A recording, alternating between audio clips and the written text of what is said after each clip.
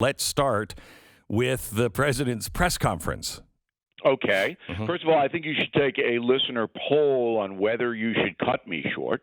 I think there's Already going to be taken it. Why do you think we're cutting you short? Outrage. I got nothing after about you. That. Okay.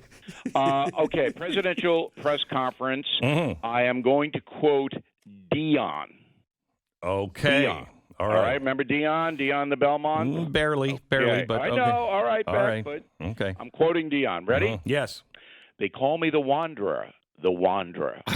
I roam around and around and around. Unquote, Dion. It is amazing how bad it was yesterday.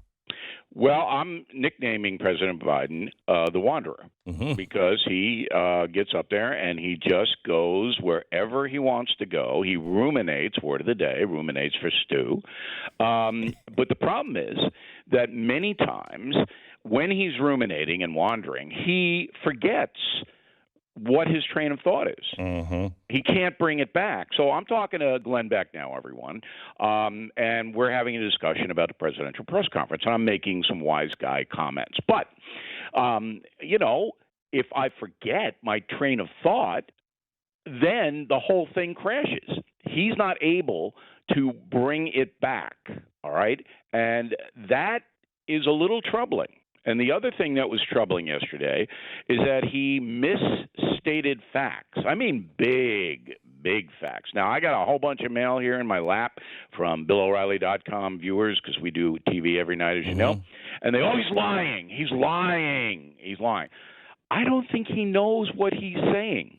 May I give you an example of this? Can we play the part on infrastructure? This is from the same press conference, literally 60 seconds apart from each other. Here's cut one. I still think the majority of the American people don't like the fact that we are now ranked, 85th in the world in infrastructure? Okay, stop. 85th in the world. 60 seconds later, here he is. We have somewhere, in terms of infrastructure, we rank 13th globally in infrastructure. Wait a minute.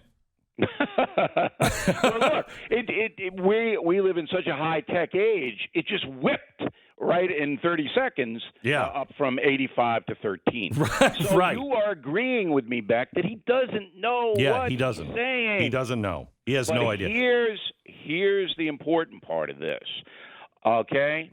He said, I'm quoting President Biden, there is a significant increase in the number of people coming to the border in the winter months of January, February, March. It happens every year. Okay? So he's denying that there's a border surge. That's unusual.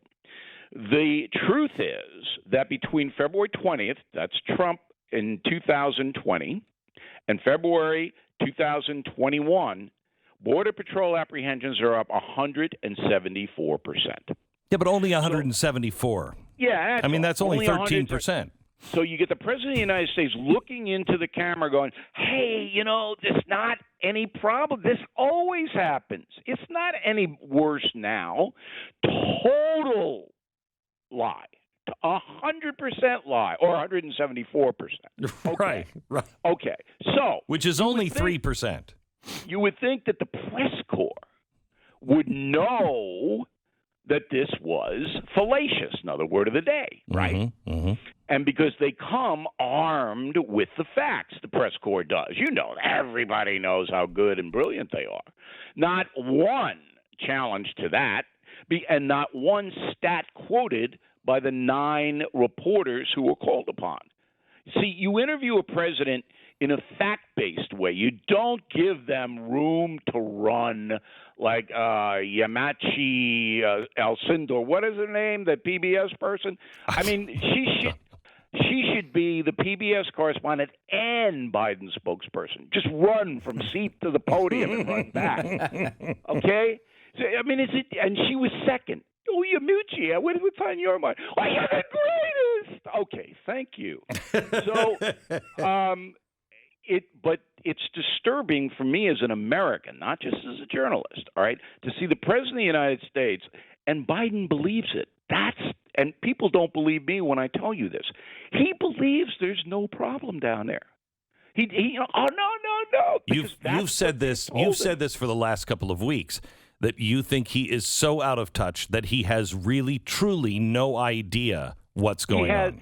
Along with Elvis, he's left the building. Okay, he doesn't. Well, but he's had a good. I mean, he's had a good long run. Could you please? That's great. Could you please put played Biden enter the Senate? This is him yesterday. Regarding the filibuster, I believe we should go back to a position of the filibuster that existed just when I came to the United States Senate 120 years ago. If it holds near and dear. Stop. That was a joke. That was a jest. No, it wasn't. Yes, it was. No, it wasn't. Yes, it was. No, it wasn't. That was a jest. Okay? You think so? Yes. Yes. He was trying to be funny, but he didn't pause and smile because he doesn't know what he's saying. I'm just telling you. He does. They look. He came in with 150 pages of notes, giant crayon written notes, giant notes. All right? Yeah. So he doesn't know. Okay. Wait. Have you ever seen in a press conference, Wallace said last night, who's not he's not exactly anti-Biden. He came out and said... This is the same Chris Wallace that said that Biden gave the greatest inaugural speech of all time, right? Yes. Okay. So he came out and he said last night, I covered Reagan, and I've never seen a president come out with talking point notes like Joe Biden did. Do you agree with that? Yeah, and they were written in crayon. No, they were not. They were not. They were typed out. Yeah, no, he comes out and he should just say it. He should just say it. Hey, I got a whole bunch of notes here because I don't want to screw up. If he said that, most Americans go, okay. Yeah. Okay. You know, I understand you don't want to screw up, so you're going to be precise and read off the page. Because he knew the China question was coming. Mm-hmm. And so the China question comes, he looks down, he reads the whole answer, and that's that. But this, I just want to make one more point, because this is clearly should be worrisome for the American people. And this was the absolute nadir, third word of the day, of the press conference. He looks into the camera, the President of the United States says, you know what? Here's how we're solving the border thing. Now, remember, we have hundreds of thousands of foreign nationals pouring into the United States.